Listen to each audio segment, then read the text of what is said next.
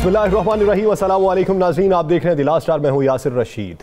नाज़रीन, डॉलर की ऊंची उड़ान है। डॉलर की आज 7 पैसे कमी भी वाक़ई हुई, लेकिन आप ये देखिए कि इस वक्त जो मुआशी बहरान पैदा हो चुका है, जिस तरह महंगाई में इजाफा हो चुका है, आइंदा के लिए जो खदशात जाहिर किए जा रहे हैं वो बड़ी अलार्मिंग सिचुएशन है।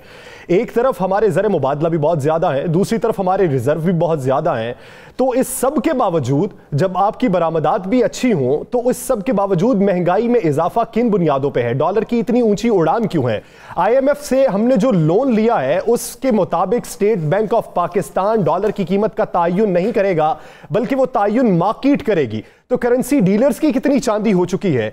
हमारे वज़रा जो हैं वो ये मौक़िफ़ रखते हैं कि जो गुज़श्ता हुकूमतें थीं वो इस मईशत को नशे पे लगा गई। वो नशा था कर्ज लेना। अब किसी को नशे से उतारना हो, उसे नशे से बचाना हो, तो हल्की डोज लेना पड़ती है। तो हल्की डोज देने का मतलब यह है कि हमें भी कुछ ना कुछ कर्ज लेके इस मईशत को चलाना पड़ेगा, लेकिन कितने अरसे तक, ये एक बड़ा सवालिया निशान है। इसी पे बात करने के लिए हमारे पैनल में आज मौजूद है सहाफ़ी राना मोहम्मद अजीम साहब। इस्लामाबाद स्टूडियो से हमें ज्वाइन किया है राव खालिद साहब ने और सुहेल इकबाल भट्टी साहब ने, और हमें ज्वाइन कर चुके हैं सदर FPCCI मियां नासिर हयात साहब। आप तमाम मेहमानों का बहुत शुक्रिया।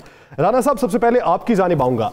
अगर इस वक्त मौजूदा सूरत हाल देखी जाए, हमारे जो इकोनॉमिस्ट हैं वो ये समझते हैं कि जो गर्दिशी कर्जा है वो बहुत ज्यादा बढ़ चुका है। 7.8 बिलियन डॉलर्स तक हमारा ये कर्जा बढ़ चुका है। तो इस सारे सिनेरियो के अंदर इस हुकूमत के पास वो कौन सी छड़ी है जिसे घुमाया जाएगा और महंगाई में कमी वाकई आ जाएगी? बिस्मिल्लाहिर्रहमानिर्रहीम, अस्सलातु वस्सलामु अलैका या सय्यदी या रसूलल्लाह, अस्सलातु वस्सलामु अलैका या सय्यदी या हबीबल्लाह। या सर, इस हुकूमत के पास एक ही छड़ी है कि गरीब को मार दो। इस हुकूमत के पास एक ही छड़ी है कि हर रोज़ आकर एक ही बात कहो कि जनाब घबराना नहीं।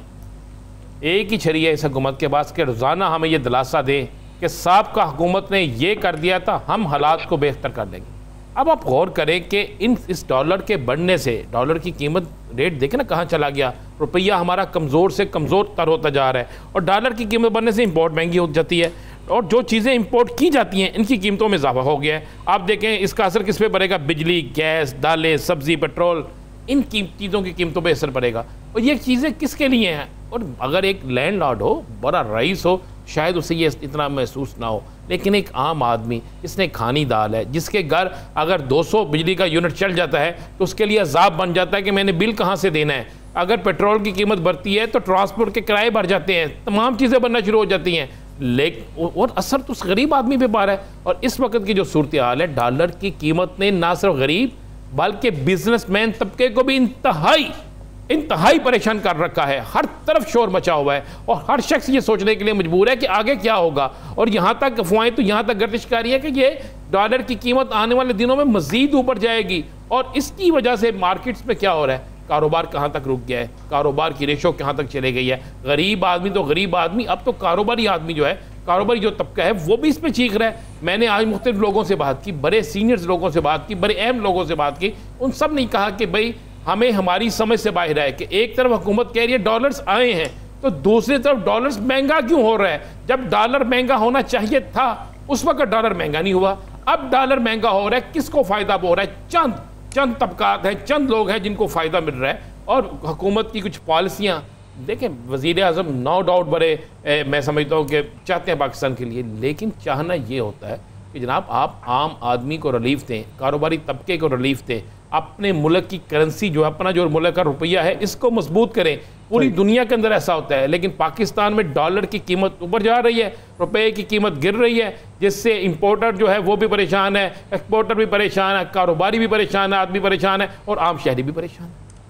मियां नासिर हयात साहब, मैं आपकी जानिब आता हूँ, पैनल की राय ले लें, फिर हो सकता है कि किसी ने आपसे सवाल भी करना हो। राव साहब, क्या समझते हैं कि इस वक्त हम जो गर्दिशी गर्दाब में फंस चुके हैं मईशत को लेके, आने वाले दिनों में सिचुएशन अलार्मिंग बताई जाती है, रिजर्व भी हमारे पास मौजूद है, माजी में रिजर्व में कमी वाक़ई हुई, डॉलर ने उड़ान भरी, हमने रिजर्व बढ़ाए, डॉलर कम हो गया, लेकिन इस बार हमारे पास रिजर्व भी मौजूद है लेकिन फिर डॉलर की उड़ान जारी है। इसकी बुनियादी वजह आपकी नज़र में क्या हो सकता है?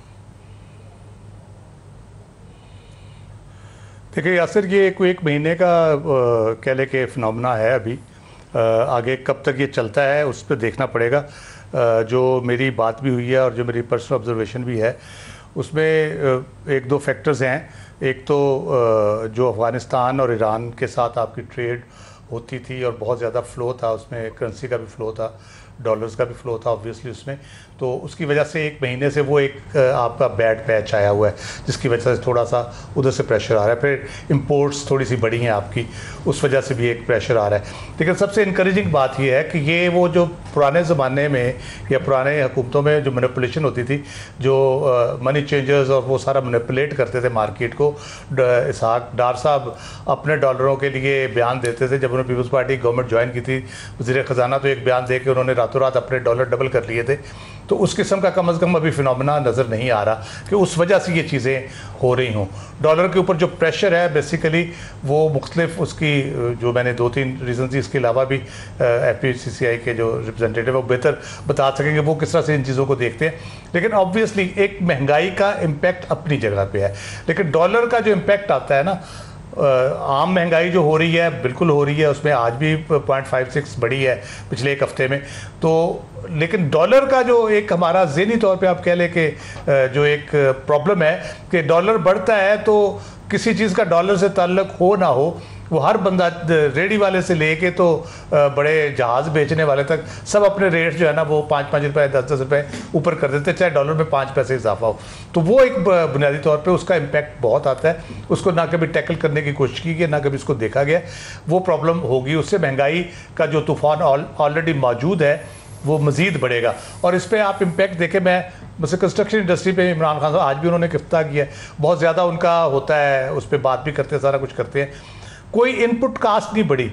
आप पिछले 2-3 महीनों में उनकी प्राइसेस देख ले, जो भी मटेरियल है, सीमेंट है, सरिया है, जो भी है, वो कितना बढ़ चुका है। ना डॉलर बढ़ा था उस वक्त, ना कोई उनकी इनपुट कास्ट बढ़ी थी, ना कुछ। तो वो मौके से फ़ायदा उठाने वाले सारे मौजूद हैं और वो इस तरह से करते रहते हैं। लेकिन उसका लॉन्ग टर्म इम्पैक्ट जो होता है आपकी कंस्ट्रक्शन इंडस्ट्री पे आएगा, आपके इंपोर्ट पे, आपके एक्सपोर्ट पे, आपकी ओवरऑल जो इकॉनमी है उसके ऊपर आएगा। तो इसलिए इसको संभालने की जरूरत है, वरना ये इकॉनमी के लिए बहुत डेंजरस इसलिए खतरे का कहा जा रहा है कि ये अगर ट्रेंड बरकरार है और इसको टैकल ना किया गया प्रॉपर्ली तो ये ज्यादा खतरनाक साबित हो सकता है। मुस्तकबिल में हमें बहुत सारी मुश्किलात का सामना करना पड़ सकता है। भट्टी साहब क्या समझते हैं, वो हुकूमत जो 3 साल से बेहतरी के दावे कर रही है, बेहतरी की जानिब गामजन है, जहां पे करप्शन पे भी काबू पाया जा रहा है, जहां पे बरामदात में भी इजाफा हो रहा है, जहां पे ज़र मुबादला भी बढ़ रहे हैं, तो ऐसी सूरत हाल में डॉलर की उड़ान और महंगाई में इजाफा, क्या तकाबुली जायजा लेंगे इसका? यासिर देखिए, जायज़ा तो बिल्कुल वाज़ेह है, अवाम की जो मुश्किलात हैं वो सबके सामने हैं। और अभी राव साहब ने भी जिक्र किया कि किसी मुख्तलिफ मटीरियल की इनपुट कास्ट में इजाफा नहीं हुआ, लेकिन कीमत में रिकॉर्ड इजाफा हो गया, डबल से ट्रिपल कीमतें हो गई। लेकिन उसकी इनपुट और ये डॉलर के साथ लिंकेज के कोई रीज़न सामने नहीं आती।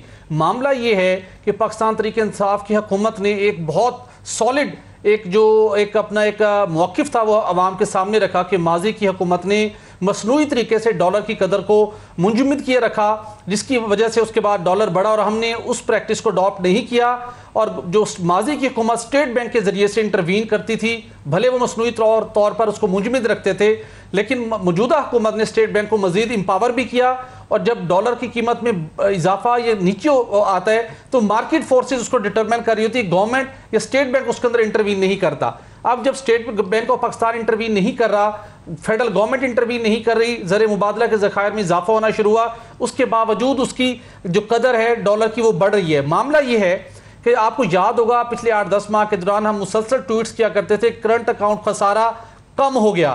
करंट अकाउंट खसारा की उस बुनियादी कमी के अंदर जिसकी बुनियादी फैक्टर था वो हमारी जो इंपोर्ट थी वो मुसलसल कम हो रही थी, कोविड की रीजन थी, रिस्ट्रिक्शंस थी, इंपोर्ट को एक रिस्ट्रिक्ट किया गया था। अब मामला ये है कि एक्टिविटी मुख्तलिफ इकोनॉमिक जो हमारे साइकिल्स में जो इकोनॉमिक एक्टिविटी है वो बूम पकड़ रही है, इंपोर्ट बढ़ रही हैं। उसके बाद जो अफगानिस्तान का फिनोमिना है वहां पर भी बड़े पैमाने के ऊपर तिजारती सरगर्मियों ने फरोग पाना है। ऐसे फैक्टर्स हैं जिसकी वजह से उसके बाद जो पिछले 1.5 से 2 सालों में मुख्तलिफ आलमी मालियाती इदारों को जो हमने रीपेमेंट्स करनी थी वो भी फ्रीज थी, अब उनका भी आगे आने वाले दिनों में मिच्योर होने जा रही है, तो प्रेशर बढ़ रहा है। हुकूमत का एक मौक़िफ़ है कि वो इंटरवीन नहीं करेगी, स्टेट बैंक इसके अंदर इंडिपेंडेंट है, स्टेट बैंक भी इसकी कीमत को मसनूई तौर के ऊपर कंट्रोल नहीं करेगा। अल्टीमेटली इसका खमियाजा जो भी है अवाम को भुगतना पड़ेगा। नासिर साहब से राय लेते हैं कि कितना दानिशमंदाना फैसला है। नासिर साहब, हमारे इकोनॉमिस्ट ये राय रखते हैं कि जो हमारा गर्दिशी कर्जा है वो भी बढ़ेगा, हमारे बैरूनी कर्जे जो है वो बढ़ चुके हैं, इसके अलावा बजट खसारा भी बढ़ेगा, इसके साथ साथ तरक्याती जो काम है उनके अखराजात भी बढ़ेंगे। आप आज से 6 माह बाद का मंजरनामा क्या देखते हैं? देखिए, बात यह है कि सबसे पहले एक चीज़ होती है स्टेबिलिटी और कॉन्फिडेंस। वो इस हुकूमत में एक तो फैसला जल्दी करने का फुकदान है, कोई भी चीज़ का फैसला टाइम पे नहीं होता। दूसरा मसला ये है कि आप मुझे ये बताएं कि अगर 1 महीना या 1.5 महीने में कुछ डॉलर्स की कमी हुई है, अफगानिस्तान का मसला हुआ या इंपोर्ट ज़्यादा हुई, तो इनको ऐसा क्या हो गया कि इनको सीधा 15 रुपये बढ़ाने पड़े। इसका मतलब है जो 164 से 152 लेके गए थे वो फैसला गलत था। उनको ज़रूरत ही नहीं थी 152 पे या 154 पे ले जाने की। और उससे क्या हुआ कि पहले 152 पे गया, फिर 167 पे आया, तो ये एक पैनिक पैदा हो गया। जब पैनिक आप क्रिएट करते हैं तो हर आदमी डॉलर लेने की जानिब बढ़ता है। तो इनकी नाकामी है और इनकी जो है शॉर्ट साइटेडनेस है कि इन्होंने डॉलर को 164 से या 160 से 152 पे ले गए। पहली तो गलती इनकी ये है, जब इनको ये पता है आपकी इकोनॉमी इतनी वल्नरेबल है तो आपको ज़रूरत नहीं थी खुश करने की लोगों को कुछ अरसे के लिए 152 पे ले आने की। इससे बड़ा शदीद नुकसान होता है एक्सपोर्ट्स को, इवन इंपोर्ट्स को, कि आप 152 पे प्लेस करते हैं और जब माल आता है तो 167 होता है। तो ये अनसर्टेनिटी जो है जो पैदा होती है उससे ये समझ में आता है कि इनकी पॉलिसीज़ ठीक नहीं है। दूसरी बात है ये जो कह रहे हैं कि हुकूमत इंटरवीन नहीं करेगी, दुनिया में हर जगह गवर्नमेंट इंटरवीन करती है, उनके पास रिजर्व हो ना हो, नोट छापे, इवन अमेरिका में लोग नोट छपते हैं, सब जगह होता है। उनको हुकूमत की एक पॉलिसी होती है कि लोगों को रिलीफ दें। 2 बातें हो गई। अब सबसे बड़ा एक मसला है कि एक आपके पास शिपिंग फ्रेट्स बहुत बढ़ गए हैं तो आपकी इंपोर्ट का बिल बहुत आएगा, आपकी इंपोर्ट कॉस्ट बढ़ गई है क्योंकि हर चीज़ का दाम इटसेल्फ बढ़ गया है। तो मुझे जो इंपोर्ट जो है 70 बिलियन डॉलर से कम तो दिखती नहीं है इस माली साल में। तो इसमें हमारा डेफिसिट जो है बड़ा ख़तरा है कि इसमें जो है हम लोग बहुत बड़े गैप में आ जाएंगे। और जहाँ तक सर्कुलर डेट का सवाल है मियाँ साहब, मौजूदा हालात में क्या आपको डॉलर इस जगह खड़ा नजर आता है? और कारोबारी जो तबका है, गरीब आदमी तो बेचारा परेशान है, क्या कारोबारी तबका इससे मुतमिन है या परेशान है? नहीं, सब परेशान है क्योंकि किसी को पता ही नहीं है कि एक चीज़ की कॉस्ट क्या आनी है। आज मैं कोई खाम माल मंगाता हूँ या कोई भी काम करता हूँ या एक्सपोर्ट करता हूँ, उसमें भी मुझे इंपोर्ट करनी पड़ती है। डाइज, रॉ मटेरियल, टेक्सटाइल के बहुत सारी चीज़ें इंपोर्ट होती है। वो कॉस्टिंग तो किसी के सामने ही नहीं है, बिल्कुल ओपन फील्ड कर दी है इन लोगों ने।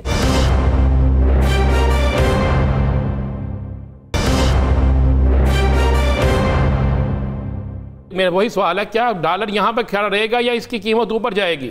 भाई देखें, बात ये है कि जब ये 152 पे ले गए लोग कहते थे 140 हो जाएगा, जब 167 पे आया तो लोग कहते 200 हो जाएगा। देखिए, पहला सवाल होता है अनसर्टेनिटी। इनको जो भी पॉलिसी रखनी है डॉलर की या कोई भी चीज़ की, उसको कोई बैलेंस लेके तो चलें। बगैर बैलेंस के जब आप कोई चीज़ करते हैं तो उसका नतीजा ये होता है कि अनसर्टेनिटी होती है, माल की होल्डिंग होती है, इंडस्ट्री चलती नहीं है और बहुत बड़े मसाइल पैदा होते हैं। मुझे तो नहीं लगता ये मामला ठीक होते हो। ये सब राव खालिद साहब और सुहेल इकबाल भट्टी साहब साथ मौजूद हैं, वो भी आपसे एक एक सवाल करेंगे। मुझे सिर्फ ये पूछना है, क्या आप ये समझते हैं कि पाकिस्तान के अंदर इदारा शुमारियात जो हफ्तावार रिपोर्ट जारी करता है महंगाई को लेकर, क्या इस मुल्क के अंदर महंगाई को जांचने का पैमाना दुरुस्त है? महंगाई को जांचने का पैमाना तो दुरुस्त है, लेकिन असल बात जो ज़रूरी बात है ये कि जब महंगाई को रोकना है तो उसके लिए कोई पॉलिसी नहीं है और FBR का काम सिर्फ टैक्स लगाना है। अगर दूध महंगा हो गया, चीनी महंगी हो गई तो उसका सेल टैक्स कम करें, लोगों को रिलीफ दें। 70% तो लोग इस पोजीशन में नहीं है कि ये इतनी महंगाई को बर्दाश्त कर सके। राव साहब, मैं ये पूछना चाहूँगा कि इन्होंने बात की कि हमारी इंपोर्ट 70 बिलियन तक चली जाएंगी। प्राइम मिनिस्टर आज कह रहे थे हमारी इंपोर्ट 70 बिलियन तक चली जाएगी। प्राइम मिनिस्टर कह रहे थे हमारी एक्सपोर्ट 30 बिलियन तक जाएंगी। तो 40 बिलियन का एक ट्रेड डेफिसिट नज़र आ रहा है अगर मैं दुरुस्त मानूँ इनकी बात। तो क्या ये समझते हैं कि हमारी एक्सपोर्ट 30 बिलियन डॉलर तक जाएंगी और इंपोर्ट अगर 70 तक जाएंगी तो उसकी बुनियादी वजह क्या है? कौन सी ऐसी हमें ज़रूरत पड़ी है? नो डाउट डेवलपमेंट की तरफ हम जा रहे हैं, जब डेवलपमेंट की तरफ आप जाते हैं तो इंपोर्ट आपकी ज़्यादा होती है। तो क्या उसकी वजह से हो रहा है या और किसी सेक्टर में भी बहुत ज़्यादा इंपोर्ट के चांसेस हैं? कोई बिजनेस एक्टिविटी की वजह से हो रही है इंपोर्ट ज़्यादा? देखिए, जैसे खाने पीने का तेल होता है, उसकी $600 कीमत थी 6-8 महीने पहले, आज $1200 है। इस तरह सारे रॉ मटेरियल की कीमतें बहुत बढ़ गई हैं। जो फ्रेट $1000 पर कंटेनर था, वो $6000 पर कंटेनर हो गया है। तो हर चीज़ की कीमत जो है कम से कम 40 से 50% बढ़ चुकी है। क्योंकि मैं खुद इस बिजनेस के अंदर हूँ, मैं देख रहा हूँ सारे रॉ मटेरियल। आप देखें 14,000 रुपये मंथ पे तो रुई है, जो कि मेरा ख्याल हाईएस्ट रिकॉर्ड है इन लास्ट सेवरल ईयर्स। तो हमारा रॉ मटेरियल इनपुट दुनिया में बढ़ गई है, और आपकी जो इंपोर्ट है वो डेफिनेटली हर बिल पे, और ऑयल की प्राइस भी काफ़ी बढ़ी हुई है। आप LNG ले रहे हैं, वो भी इतनी महंगी ले रहे हैं। तो आप हर तरफ से कोई ऐसी जगह नहीं जहाँ से आपको इंपोर्ट में रिलीफ मिले। बाकी रह गई एक्सपोर्ट की बात। आई डाउट कि अगर ये 30 बिलियन की बात करते हैं तो that means an increase of 20%। I don't see 20% increase अगर होगा तो वो मैं समझता हूँ कि 27-28 टच कर सकती है। आगे अल्लाह खैर करे, अल्लाह करे 30 से भी ज़्यादा हो। भट्टी साहब, एक तरफ हुकूमती कारकर्दगी है, एक तरफ हुकूमती मौक़िफ़ है, और दूसरी तरफ मियां नासिर हयात साहब का मौक़िफ़। आप इस ज़िमन में कोई सवाल करना चाहें? जी मियां नासिर हयात साहब, मैं जानना चाहूँगा कि जब पाकिस्तान तहरीक इंसाफ के दौरे हुकूमत में जब पहली मरतबा डॉलर की कदर में इजाफे का सिलसिला शुरू हुआ था, तो पाकिस्तानी एक्सपोर्टर्स का दरीना मुतालबा था कि हुकूमत डॉलर की कदर में इजाफा करे, क्योंकि हमें फ़ायदा होगा, हमारी इंडस्ट्री यहाँ ग्रूम करेगी और पाकिस्तान को भी फ़ायदा होगा। और इस उनके मौक़िफ़ को तस्लीम किया गया था। क्या अब हालिया दिनों में भी पाकिस्तान के एक्सपोर्टर्स ने, बिलखसूस टेक्सटाइल एक्सपोर्टर्स ने, क्या हुकूमत से कोई ऐसा मुतालबा किया है? क्या उसकी कोई रिफ्लेक्शन इसमें मौजूद है? और क्या आप वजारत ख़जाना और गवर्नर स्टेट बैंक से इस मामले के ऊपर आपकी जानिब से कोई रजू किया गया है? देखिए, I don't think and I have not heard कि कोई एक्सपोर्टर ने मुतालबा किया कि डॉलर को बढ़ाया जाए। इसमें कोई हकीकत नहीं है। ये मैं काफ़ी लोगों से मेरा वास्ता है और डे टू डे मैटर्स में भी बातचीत होती है। तो हुकूमत हमारी किसी बिजनेस कम्युनिटी की डिमांड नहीं है। आज जब 152 पे था तो एक डिमांड थी कि कम से कम 160 पे रोका जाए, और जो गुज़श्ता हुकूमत ने कई साल 100 पे रोका, वो उन्होंने बड़ा गलत काम किया। उनको चाहिए था हर साल 8-10% उसको डिवैल्यू करते, ताकि हम दुनिया में भी कॉम्पिटिटिव रहते और महंगाई भी काबिल बर्दाश्त तरीके से आती। ये एकदम जो सारा हुआ है, इससे बहुत जो है ना लोगों पे बोझ पड़ गया और इसका बड़ा नुकसान हुआ है। मियाँ साहब, आपने साबका हुकूमत का जिक्र किया। साबका दौरे हुकूमत में डॉलर को जिस तरह कंट्रोल किया जाता था, क्या मौजूदा दौरे हुकूमत में जो हुकूमत कह रही है कि वो मसनूई तरीके से किया जाता था और सबको एक ड्रामा था और उसी का बोझ हम उठा रहे हैं, क्या आप समझते हैं ऐसा ही था? हाँ, बिल्कुल ऐसे ही था कि देखें, आपकी एक्सपोर्ट जब आपने डॉलर को रोक दिया, दुनिया भर की करेंसियाँ जो आपका कंपटीशन बांग्लादेश से है, इंडिया से है, श्रीलंका से है और मुल्कों से है, वहाँ वो डिवैल्यू हो रही थी करेंसी। पाकिस्तान इसको रोक के बैठा था। आपकी एक्सपोर्ट 25 से 19.5 से 20 पे आ गई थी। आज 5 साल के बाद दोबारा 25 पे, 3 साल के बाद दोबारा 25 पे आई है। तो ये तो बहुत बड़ा नुकसान हुआ जो आप उसको रोक के कई साल बैठे रहे और बोझ लोगों पे इकट्ठा पड़ गया और आप कर्जे लेते रहे डेफिसिट पूरा करने के लिए। इस वक्त इन्फ्लेशन बढ़ने की बड़ी वजह जो है वो इस हुकूमत की फौरी फैसला साजी ना होना है। अगर फौरी फैसला साजी हो तो सूरत हाल इसके बरक्स हो सकती है। इसके साथ साथ दुनिया भर के ममालिक में डॉलर की कीमत को कंट्रोल करने के लिए या किसी भी मुल्क की कीमत को कंट्रोल करने के लिए हुकूमत इंटरवीन करती है, लेकिन पाकिस्तान ने उससे हाथ उठाकर एक गलत फैसला किया जिसका इम्पैक्ट जो है आने वाले दिनों में मार्केट पे भी पड़ेगा। बहुत शुक्रिया मियां नासिर हयात साहब इस हवाले से अपने के लिए। नाज़रीन, हमारा पैनल साथ ही मौजूद है, दीगर सियासी मंजरनामे पर बात करेंगे। एक शॉर्ट ब्रेक के बाद स्टे विद अस।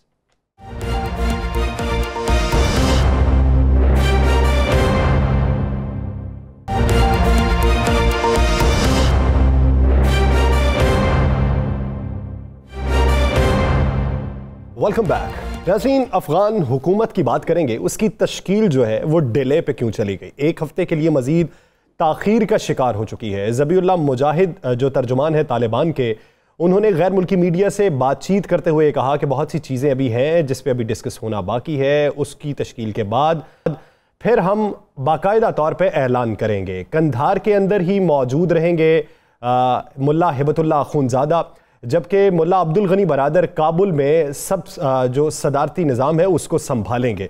तो एक हफ्ते बाद तश्कील के बारे में ऐलान किया जाएगा। पंजशेर के हवाले से 10 बजे के करीब ये इतला आई कि पंजशेर का पूरा इलाका जो है, पूरा सूबा जो है वो फतह कर लिया गया है। काबुल में हवाई फायरिंग हुई, फतह का जश्न मनाया गया। ज़बीउल्लाह मुजाहिद ने ट्वीट करके ये कहा कि आप सजदाए शुक्र बजा लाएं, फायरिंग ना करें। लेकिन 10:30 के करीब फिर से ये इतला आती है कि वहां पे अभी कुछ मजीद बागियों के मौजूद होने के शवाहिद मौजूद हैं, तो उसकी बिना पर अभी वहां पे मजीद मज़ाहमत करना बाकी है।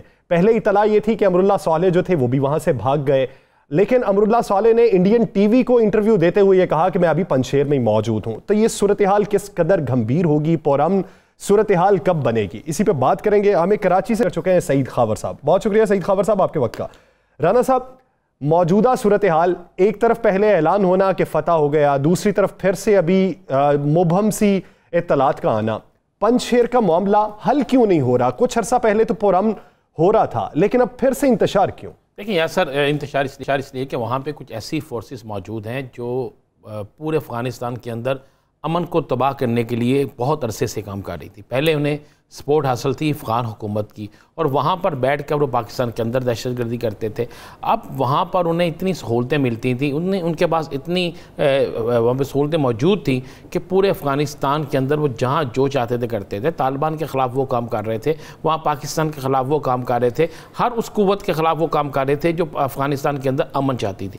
अब वो तमाम लोग जो है वो एक जगह इकट्ठे हो गए। आप ज़हन में रखिए कि वहाँ पर 2 अफराद जो पाकिस्तान में मौजूद हैं, अहमद शाह मसूद के, वो सकी चचा हैं, और चचा जो यहाँ पे मौजूद हैं उन्होंने बड़ा क्लियर कहा है कि हम किसी सूरत लड़ाई नहीं चाहते, और उन्होंने कुछ उलमाए कराम से, कुछ अहम शख्सियात से मुलाकात भी की, उनकी कुछ तालिबान रहनुमाओं से भी मुलाकातें भी, और उसमें बहुत से मामला तय हो गए थे। इसी की वजह से वहाँ पर फिर एक कहा गया था कि पंजशेर में मामला तय हो गए हैं और मामला जो है वो बेहतरी की तरफ जा रहे हैं। लेकिन कुछ कुव्वतें, मैं फिर कह रहा हूँ, वो कुव्वतें जो किसी सूरत नहीं चाहती थी कि मामला तय हो, वो कुव्वतें जो चाहती थी अफगानिस्तान के अंदर अमन ना रहे, वो कुव्वतें जो गैर मुल्की कुव्वतों के हाथों में खेल रही थी, और वो गैर मुल्की जो अफगानिस्तान में मौजूद थे और वो निकल के काबल से निकल के, कंधार से निकल के, हरास से निकल के और दीगर जगहों से निकल के वो इस वक्त पंजशेर में मौजूद थे। तो उन कुव्वतों ने मिलकर ये सब कुछ किया। देखें, ये आज जो हुकूमत का वहाँ पे अनाउंसमेंट होनी थी, तो इनके जहन में यही था, इन्होंने यकीन भी ये दहानी कराई की थी कुछ लोगों की तरफ से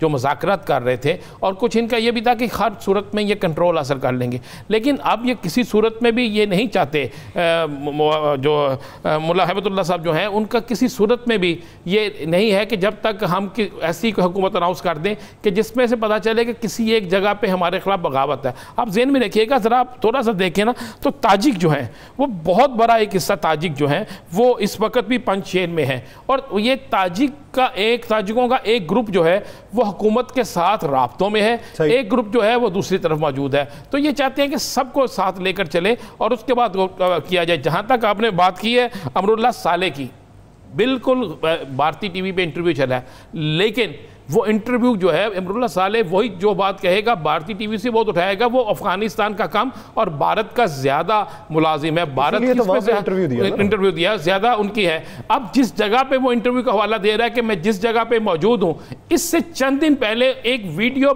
भारतीय ही टीवी पे चली और इसका अपने भी अमरुल्लाह की तरफ से यह बात आई कि वो ऊंचे पहाड़ों पे चला गया है। एक वीडियो चली आपने देखी हो, क्योंकि बहुत ऊंचे पहाड़ों पे चला गया। ऐसा नहीं है, हमारे पास जो इतलात हैं, जो ज़राई इतलात दे रहे हैं, उसके मुताबिक जो है अमरुल्लाह सालेह इस वक्त ताजिकिस्तान के बॉर्डर पे फंसा हुआ है, इसके साथ एक टीम है, ये ताजिकिस्तान के बॉर्डर पे है। ये 2 मुमालिक है जिनमें जाना चाहता है, या ताजिकिस्तान जाना चाहता है या ईरान जाना चाहता है। ना अभी तक ईरान की तरफ से इसे कोई ग्रीन सिग्नल मिल रहा है जिसकी वजह से रुका हुआ है, और ताजिकिस्तान की तरफ से भी इसे ग्रीन सिग्नल नहीं मिल रहा। ये जो बात शोर डाला गया, ये जो कहा गया है ना कि जी वो अभी पंजशेर में मौजूद है, अगर वो पंजशेर में मौजूद है तो उसकी मौजूदगी जाहिर होनी चाहिए थी ना।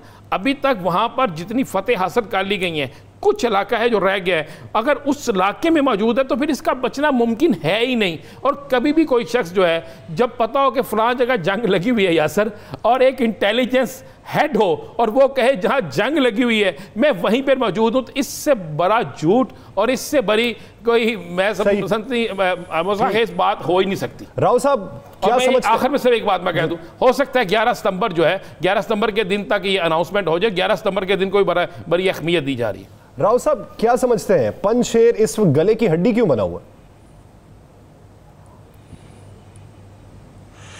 देखिए, वो ऑब्वियसली वहाँ पे जो मुझे अंदाज़ा हो रहा है, ऐसे लोगों की कंसंट्रेशन वहाँ पे है जिनको ना अफ़गानिस्तान के अमन से कुछ सरोकार है, ना उनको अफ़गानिस्तान के अवाम की बेहतरी से सरोकार है, ना उनको अमेरिका के जाने से कोई खुशी है।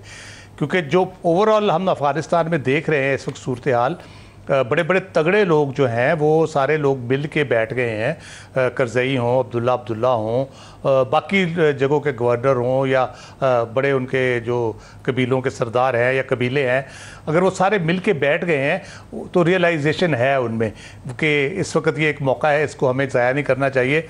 और तालिबान भी जिस तरह से सबके साथ इंक्लूसिव गवर्नमेंट की बात कर रहे हैं, अप्रोच कर रहे हैं, उनको मिल के बैठ के तय कर रहे हैं कि हम किस तरह से लेके चलेंगे, उनके मशवरों के मुताबिक चल रहे हैं।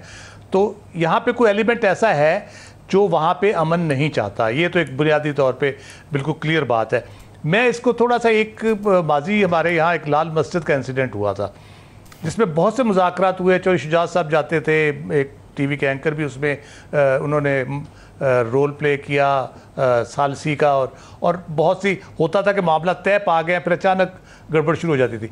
तो उस वक्त कहा यह जाता था कि एक ग्रुप अंदर ऐसा मौजूद है जो मामला तय नहीं होने दे रहा, वो जैसे कोई चीज़ मामला तय होने लगती है वो फायरिंग कर देता है या कोई दस्ती बम फेंक देता है या कोई और हरकत कर देता है। तो इस किस्म के एलिमेंट्स जब आप कह लें कि होस्टेज कर लेते हैं उन लोगों को जो बात करना चाहते हैं, जो मुस्बित फैसले करना चाहते हैं, जो उसका हिस्सा बनना चाहते हैं, तो वो होस्टेज मुझे लग रहा है होस्टेज सिचुएशन इन साइड से लग रही है। अमरुल्लाह सालेह भाग गया होगा, यकीनन उसने भागना ही था, उसका स्टेक ही कोई नहीं, उसने शरारत करनी है, लेकिन उसके पीछे अमरुल्लाह सालेह के पीछे गर्दिश कर रहा है अभी हालिया अमरुल्लाह सालेह का एक हालिया ट्वीट उनके लोग वहां पे मौजूद हैं जिसके मुताबिक उनका कहना है कि मैं कहीं भागा नहीं हूं, यहीं पे मौजूद हूं, मज़ाहमत जारी है।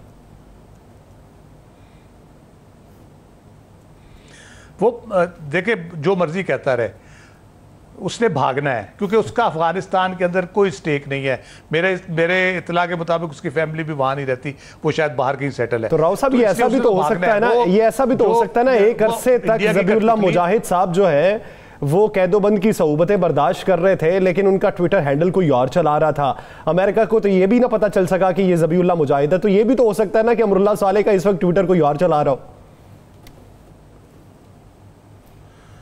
नहीं, हम देखें वो इतना झूठा आदमी है, उसकी किसी बात को सच समझना तो वैसे ही बेवकूफ़ी होगी। ऐसे ऐसे झूठ बोलता है वो कमाल के।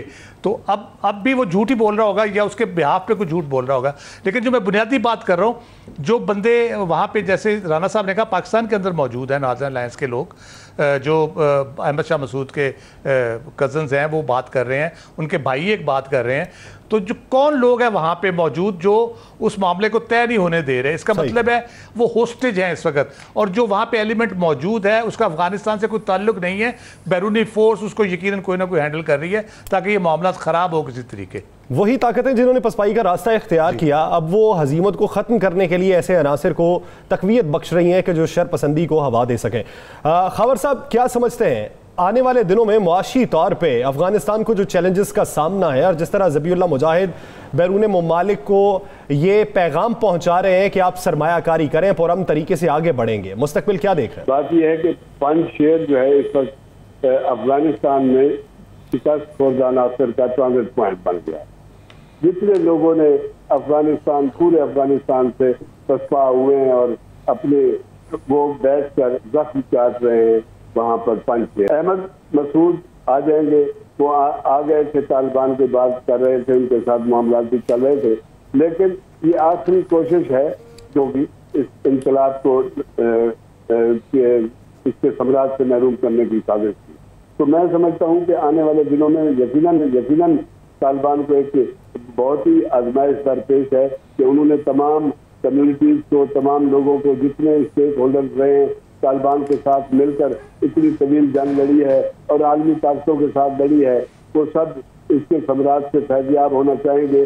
तो हुकूमत साजी में थोड़ी बहुत देर होगी, लेकिन अहम पॉइंट यही है कि आने वाले दिनों में एक बहुत बड़ा मुआशी चैलेंज तालिबान को दरपेश होगा कि अपनी की मईशत वो बिल्कुल ठिकाने लगी हुई है, और उसे आने वाले दिनों में खास तौर पे जो नए लोग आते हैं, नया निज़ाम संभालते हैं, उनके लिए चीज़ों को चलाना, हुकूमत को चलाना, रियासत को चलाना एक चैलेंज होता है। इस हवाले से मैं समझता हूँ कि जिस तरह के पैगाम दे रहे हैं तालिबान, ज़बीउल्लाह मुजाहिद बात कर रहे हैं, चीन के साथ उनके मामला चल रहे हैं, ईरान के साथ चल रहे हैं, रूस के साथ चल रहे हैं, पाकिस्तान के बारे में भी उन्होंने अच्छे अल्फाज का आज बहुत शानदार बातों का मुद्दी सरजमीन को पाकिस्तान के खिलाफ कभी इस्तेमाल नहीं होने देंगे, और ये भी कहा कि पाकिस्तान में इन कुर्बानियों में पाकिस्तान ने हमेशा हमें सपोर्ट किए। तो मैं समझता हूँ कि वो एक दावत है इन तमाम ममालिक को जो शिकस्त खुर्दा अनासर के खिलाफ बरसरे तहकार से तालिबान उनके साथ हमदर्दी रखने वालों के लिए ये एक दावत है कि वो आए एक नए अफगानी लीग के लिए। मैं समझ दो इतने इन्वेस्टमेंट की 20 वर्षों में अमेरिका ने जितनी इन्वेस्टमेंट की और उसके इत्तेहादियों ने, अगर वो ये रकम अफगान अवाम की फलाह बहबूद पर खर्च होती तो आज अफगानिस्तान की यकीन करें कि सड़कें भी सोने की बन गई होती। यही बात तो ज़बीउल्लाह मुजाहिद भी करते हैं कि माजी की हुकूमतों ने अफगानिस्तान का सारा पैसा जंगों पर खर्च कर दिया, लेकिन अब हम इस्लाहात की बात करेंगे, इंफ्रास्ट्रक्चर की बेहतरी की बात करेंगे। भट्टी साहब, इस वक्त बुनियादी किरदार खित्ते के हमसाया ममालिक का है कि वो अफगानिस्तान की बेहतरी के लिए कोई पॉजिटिव एक्ट करें, पॉजिटिव कदम उठाएं। तो आज हमारे पीएम और एफएम की जो डोमिनिक रॉब से मुलाकात हुई, उस मुलाकात का नतीजा क्या देखते हैं अफगानिस्तान की सूरत हाल? जैसे देखिए, पाकिस्तान इस सारी जो तेज़ी से बदलती सूरत हाल है उसके अंदर बहुत इम्पॉर्टेंट अपना रोल प्ले कर रहा है। अफगानिस्तान जहाँ पर दुनिया के 40 ममालिक के अफवाज ने 20 साल में $1 ट्रिलियन झोंकने के बाद भी वो अपने मतलूबा अहदाफ हासिल करने में नाकाम रहे। उन्होंने सरेंडर किया। अल्टीमेटली उन्होंने रियलाइज़ किया कि हमें यहाँ पर अफगानियों की जो नुमाइंदे हैं या अफगान हैं उनके हवाले इस मुल्क को करना होगा, और वो यहाँ से रुखसत हो गए। पाकिस्तान को इस हवाले से बहुत कंसर्न है कि जो माजी के अंदर जो कुछ हुआ पाकिस्तान नहीं चाहता और किसी सूरत नहीं चाहता कि वो तारीख दोबारा दोहराई जाए। एक आला सतही इजलास के अंदर बाज़ाब्ता तौर के ऊपर फैसला हुआ कि पाकिस्तान इस सारी सूरत हाल के अंदर एक लीड रोल प्ले करेगा। अफगानिस्तान की तमीर तरक्की के हवाले से एक मार्शल प्लान बनाने की हिदायत की गई है प्राइम मिनिस्टर और पाकिस्तान की जानिब से, और इसके सिलसिले के अंदर अफगानिस्तान से ज़्यादा एग्रेसिवली पाकिस्तान रोल प्ले करने जा रहे हैं। आज की मुलाकात के अंदर भी इस मामले को टेकअप किया गया। पाकिस्तान ये चाहता है कि ना सिर्फ वो खुद अफगानिस्तान की तमीर तरक्की के अंदर अपना किरदार अदा करेगा, बल्कि वजारत खारजा, वजारत तिजारत और वजारत सनत और पैदावार को ये टास्क दिया गया है प्राइम मिनिस्टर इमरान खान की जानिब से कि वो एक मुफस्सल प्लान तैयार करें अफगानिस्तान की ग्राउंड रियलिटीज़ को मद्देनजर रखते हुए, अफगानिस्तान की सियासी सूरत हाल को मद्देनजर रखते हुए। सिर्फ ये नहीं बल्कि वजारत खारजा, वजारत तिजारत और वजारत ख़जाना से इनपुट लेने के बाद दुनिया के मुख्तलिफ ममालिक के दरवाजे पर दस्तक देगी, उन्हें सेंसिटाइज करेगी कि ये वक्त है कि अफगानिस्तान की तमीर नौ के अंदर अपना किरदार अदा कीजिए। सही पेपर वर्क पाकिस्तान तैयार करेगा, एग्जीक्यूशन के अंदर भी अपना रोल प्ले करेगा, लेकिन दुनिया से भी कहा गया कि वो भी अपना हिस्सा डालें। तो इस हवाले से बहुत क्लैरिटी है इस सारी सूरत हाल के अंदर कि इस खित्ते का अमन इसी सूरत में देर पा हो सकता है जब अफगानिस्तान के अंदर पायदार और देर पा अमन कायम हो। इसके साथ दोहा के अंदर भी आने वाले दिनों में कुछ सिटिंग होनी है जिसके अंदर पाकिस्तान, चीन, ईरान, रशिया, अफगानिस्तान ये ममालिक मौजूद होंगे, अमेरिका मौजूद होगा, जहाँ पर मजीद कुछ मामला तय होना बाकी हैं। चूँकि तेज़ी के साथ अफगानिस्तान के अंदर जो हुकूमत साजी की जानिब मामला बढ़ रहे हैं, उसके बाद खारजा पॉलिसी, इकनॉमिक पॉलिसी और खित्ते की जो अमन अमान की सूरत हवाल है अफगानिस्तान के, उस हवाले से मामला तय पाने हैं। तो पाकिस्तान इसके ऊपर अपना भरपूर किरदार अदा कर रहा है। पाकिस्तान तो भरपूर किरदार अदा कर रहा है, लेकिन सबसे बड़ा किरदार उन ममालिक को अदा करना चाहिए जो अफगान की तबाही और बर्बादी का सबब बने। तो अब तामीर नौ के हवाले से सबसे पहले उन्हें कदम उठाना चाहिए। नाज़रीन, दीगर इश्यूज पे बात करेंगे एक शॉर्ट ब्रेक के बाद। Stay with us.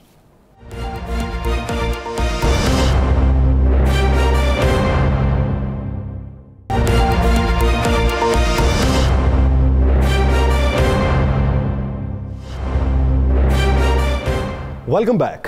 नाज़रीन, ये वो मुल्क है जहाँ पर केस चलता है और इंसाफ के हुसूल के लिए उम्र गुजर जाती है, इंसान गुजर जाते हैं, उनकी आल औलाद उस केस की पैरवी करते करते गुजर जाती है, लेकिन इंसाफ नहीं मिलता।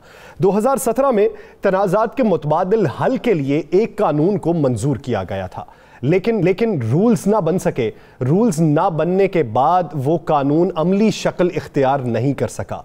उसकी राह में कौन कौन सी रुकावटें थीं, अब वफाकी हुकूमत ने इस पर क्या इक़दाम उठाया है, इसी बारे में बात करेंगे भट्टी साहब की तंगे। भट्टी साहब, अवाम को इस कानून से मुस्तफ़ीद होने के लिए कौन से इक़दामात की ज़रूरत है और वफाकी हुकूमत ने इस कानून को अमल दरामद करवाने के लिए बेहतरी क्या लाई है इसमें? यासी देखिए, हम अपने गिरदोबेश में इस बात का जायज़ा लेते हैं, बहुत से वाक़यात सुनते हैं, रिपोर्ट करते हैं कि एक केस एक शख्स ने दायर किया, वो अपनी ज़िंदगी से हाथ धो बैठा, चला गया, और उसके बाद उसके बच्चे उस केस को परसू करें और मामलात का फ़ैसला नहीं हो पाता। ये एक बड़ी तल्ख एक हकीकत है, और अभी भी बेशुमार ऐसे केसेस हैं अदालतों के अंदर जो लटके हुए हैं, और अदालतों के अंदर इन केसेस की तादाद में मुसलसल इजाफा हो रहा है, क्योंकि उस तरीके से मामलात निमट नहीं पा रहे।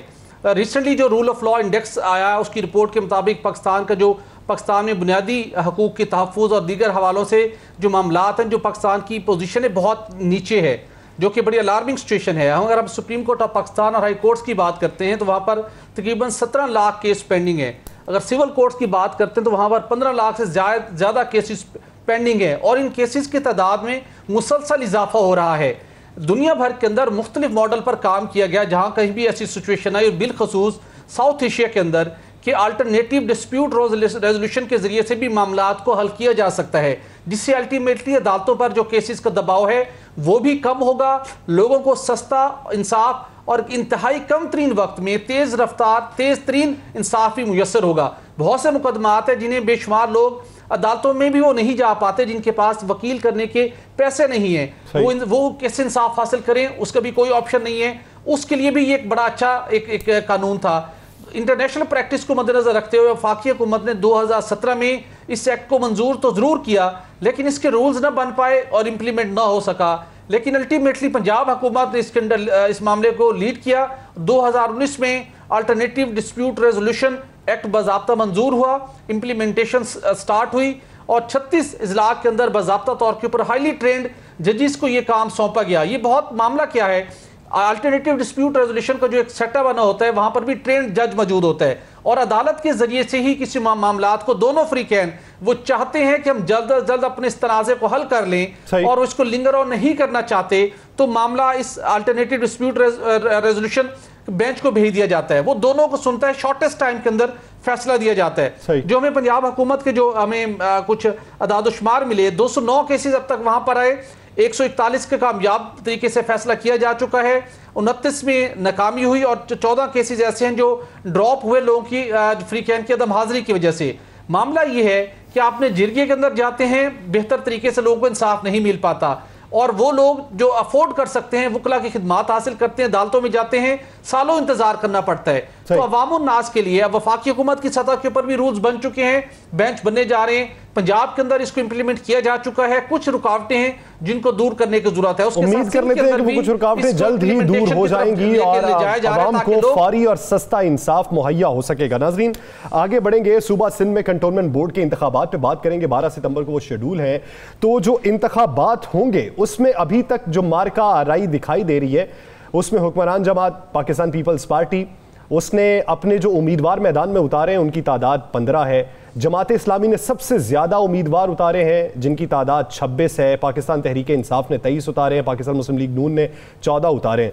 तो इस पर बात करने के लिए बढ़ेंगे खावर साहब की जानिब। खावर साहब, हुक्मरान जमात Pakistan peoples party, opposition PTI, PMLN भी वहाँ पर मजबूत है, लेकिन सबसे ज़्यादा उम्मीदवार जमात इस्लामी के।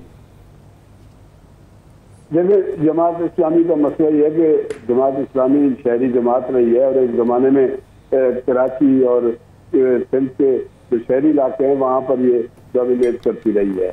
एक ज़माने में आपके लिए है कि परवेज़ मुशर्रफ साहब के दौर में नाज़िम आला भी रहे नेमतुल्लाह खान साहब। उससे पहले 2 बार जो है जमात इस्लामी के इससे पहले भी मेयर मुंतखब हुए। तो जमात का सबसे बड़ा स्टेक कराची में होता है, और ये यहाँ बड़ी मुनज़्ज़म जमात है, लेकिन मुसलसल 1-2 बाइकाट के बाद जमात इस्लामी की अहमियत वो नहीं रही। लेकिन इस बार नईम रहमान की कोशिशों से जमात इस्लामी बढ़कर सामने आई है, और वो जब हाथ मिला रहे हैं, दूसरी जमातों से जोड़ तोड़ कर रहे हैं। खासतौर पर अभी क्लिफ्टन के कैंटोनमेंट में उन्होंने पाकिस्तान पीपल्स पार्टी के साथ साथ किया है, जो दूसरी तरफ एक दूसरे से बात करना भी गवारा नहीं करते। तो ये एक टेस्ट केस है मेरे ख्याल में, अनकरीब हो रहा है। आपको पता है चीफ इलेक्शन कमिश्नर 3 रुकनी उन्होंने बना दिए बोर्ड, जो सिंध की सुनवाई करेगा और सिंध को सुनेगा और बल्दियाती इंतखाबात के हवाले से अपना फैसला देगा। तो ये टेस्ट केस है। ये जो कैंटोनमेंट हैं आज सिंध में, पनवाकल में है, एक हैदराबाद में है, 6 कराची में है। इस वक्त कराची के 6 कैंटोनमेंट्स में वैस अरकान के लिए 167 उम्मीदवार मैदान में हैं, जिसमें Pakistan peoples party, Tehreek Insaf, MKM, PSP और इन जमात इस्लामी के अलावा तहरीक लब्बैक पाकिस्तान और कुछ छोटी जमातें भी कोशिश करेंगी और इन बड़ी आज़ाद उम्मीदवार भी मैदान में होंगे। इसके अलावा पाकिस्तान पीपल्स पार्टी ने भी मैदान में अफराद उतारे हैं, तो ये एक टेस्ट केस है कि ये जो जीता वो फिर बल्दियाती इंतखाबात भी जीत सकता है। आगे बढ़ेंगे और बात करेंगे पाकिस्तान मुस्लिम लीग नून के हवाले से।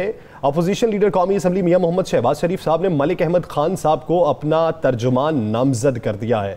एक तरफ मरियम नवाज साहिबा और नवाज शरीफ साहब अपना तर्जुमान नामजद करते हैं, दूसरी तरफ मियां शहबाज शरीफ साहब अपना तर्जुमान नामजद करते हैं, एक तरफ पार्टी तर्जुमान भी हैं। तो पाकिस्तान मुस्लिम लीग नून में राना साहब ये बयानिए की जंग है या तर्जुमानी की जंग है?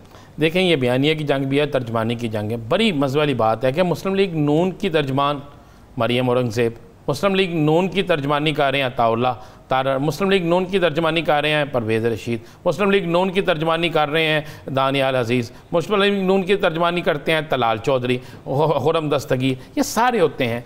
आखिरकार समझ नहीं मुझे आई कि अचानक से पहले डॉक्टर चौधरी ज़ुबैर अहमद को बनाया गया, चले जी मियां नवाज शरीफ की तर्जमानियाँ उनके हो गए क्योंकि वो मुस्लिम लीग लंदन थी। अब मुस्लिम लीग नून जो पाकिस्तान के अंदर है, वहाँ पे क्या मियां शहबाज शरीफ को मरियम औरंगज़ेब पे एतमाद नहीं, परवेज़ रशीद पे एतमाद नहीं, अताउल्लाह तारर पे एतमाद नहीं, क्या उनको दानियाल अजीज़ पे एतबार नहीं, क्या उन्हें तलाल चौधरी पे एतबार नहीं, क्या उन्हें खुरम दस्तगीर पे एतबार नहीं? अचानक मलिक अहमद खान को अनाउंस कर देना, तो इसका मतलब है कि मियां शहबाज शरीफ ने यह वाजे किया है कि वो लोग जो कोई और बयान देते हैं, वो लोग जो मरियम के इर्द गिर्द हैं, वो लोग जो मरियम के इर्द गिर्द हर तरीक़ पेशी से लेकर तमाम मामलात में रहते हैं और उनकी ज़ुबान बोलते हैं या उनके बयानात को आगे लेकर चलते हैं या उनके बयानात पर बहस करते हैं, मेरा उससे कोई तल्लक नहीं, मेरा बयानिया मेरे मामला जो है वो मलिक अहमद करेंगे। देखिए, मलिक अहमद बड़े सुलझे हुए सियासतदान हैं, बेहतरीन है, लायर हैं और उन्होंने बहुत सी मामलात में हमने देखा टॉक शोज में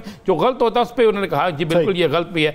ये एक बड़ा क्लियर हो गया है कि शहबाज शरीफ हर उस बयानिए से दूर रहेंगे जो बयानिया उन मियां नवाज शरीफ का होगा, इसलिए उन्होंने अपना एक तर्जमान मुकर्रर कर दिया। बजाते खुद वो सामने आकर बोलने की बजाय अब बहुत सी चीजें जो है मलिक अहमद के जरिए आए। राव साहब, आप इस पे क्या कमेंट करेंगे?